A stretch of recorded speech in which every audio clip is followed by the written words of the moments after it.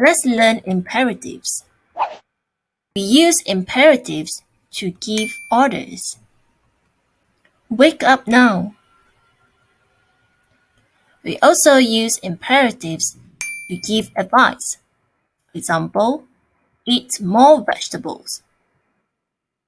Thirdly, we use imperatives to give warnings. Watch out! Next, we use imperatives to give instructions. For example, turn left. Lastly, we also use imperatives when we want to make a request. Please help me. As you can see, for imperatives, we don't have a subject. All the sentences usually start with a verb.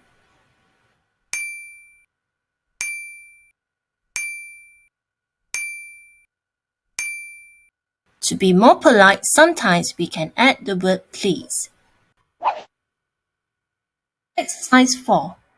Look at the examples of imperatives. How do we make the negative form? Find examples in the health quiz on page 56. Let's look at the affirmative form of imperatives. 1. Eat some snacks. 2. Wait for dinner. 3. Go to a doctor now. As you can see, the sentences begin with a verb. Let's look at the negative form. For negative form, what word do we use?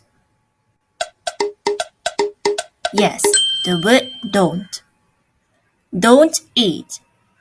Don't go to bed late. Don't go to school. To summarize, for affirmative form, we usually begin the sentences with a verb. And for negative form, we use the word don't.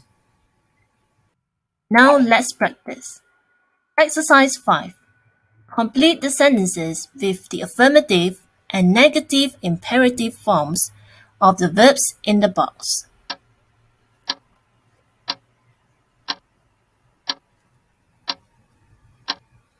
1. Eat this before August 2018.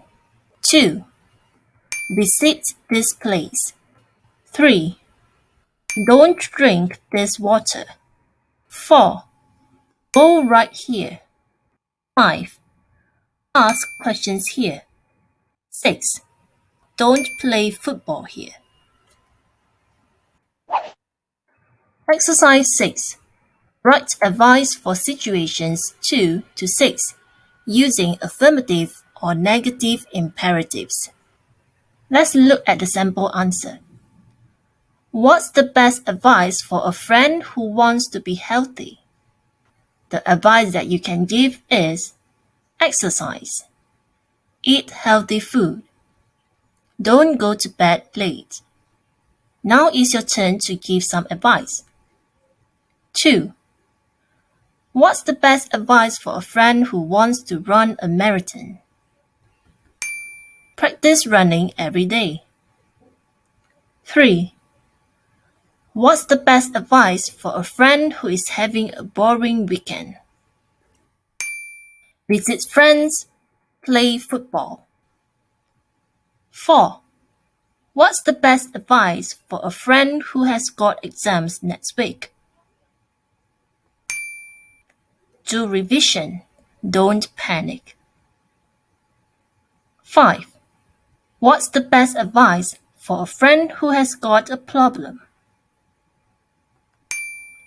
Look for help, don't worry. 6. What's the best advice for a friend who can't speak English well? Practice speaking English with a friend.